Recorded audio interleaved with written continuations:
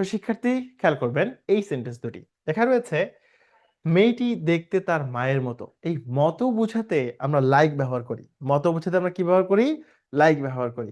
তাহলে মেয়েটি আচ্ছা, মতো বোঝাতে শুধু লাইক ব্যবহার করা হয় অথবা অ্যাজও ব্যবহার করা যেতে পারে। হ্যাঁ, আচ্ছা, সাদৃশ্য বা মতো বোঝাতে।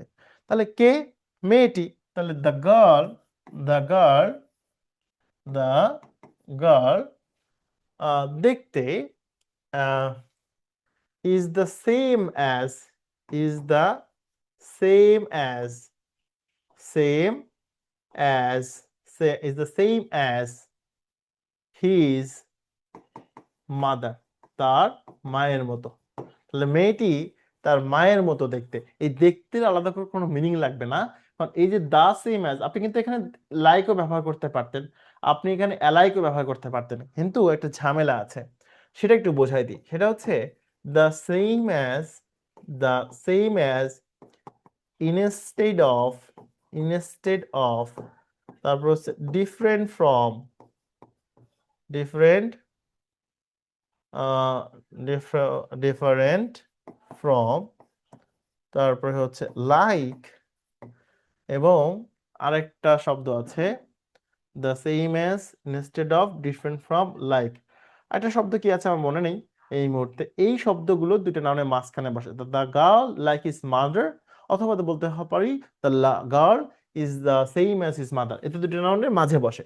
আর এর সাথে কম্পারিজন রেখে আরো কিছু শব্দ ব্যবহৃত হয়, যেমন দ্য সেম, তারপরে হচ্ছে ইনস্টেড, ইনস্টেড, তারপরে হচ্ছে ডিফারেন্ট, ডিফারেন্ট, এবং অ্যালাইক, এবং অ্যালাইক। এগুলো দুটি নাউনের শেষে বসে তুলনা করার সময় বা যুক্ত করার সময়, বিশেষ করে তুলনা করার সময়। সো এই জন্য বলা হচ্ছে the girl is the same age his mother, মেয়েটি তার মায়ের মতো। আচ্ছা, বাংলাদেশ সম্ভাবনার দেশ। তাহলে বাংলাদেশ সম্ভাবনার দেশ সাবজেক্ট হিসেবে আমরা কাকে আনবো? বাংলাদেশকে। তাহলে বাংলাদেশ, বাংলাদেশ এখানে ফাইনাইট ভার্ব নেই, তাহলে আমরা বি ভার্ব ব্যবহার করব।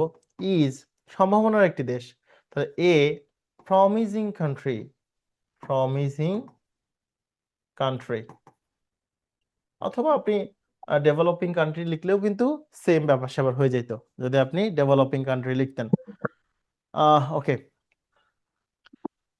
আরেকটা জিনিস একটু বলে দেই, এখানে আপনি the girl is the same as his mother লিখতে পারেন, অথবা এভাবেও কিন্তু সেন্টেন্সটা লিখতে পারতেন দ্য গার্ল লুকস, মেয়েটিকে দেখায়, looks like his mother, like his mother, এভাবেও লিখতে পারতেন। সো ওটা দিয়েও যে মিনিং করবে, এটা দিয়েও কিন্তু সেম মিনিং প্রকাশ করবে। আচ্ছা, তাহলে কি বলবো? Bangladesh is a promising country, এই হচ্ছে ছিল বিষয়। বাংলাদেশ একটি সম্ভাবনার দেশ। আশা করছি এই দুটো সেন্টেন্স আপনারা খুব ভালোভাবে বুঝতে পেরেছেন।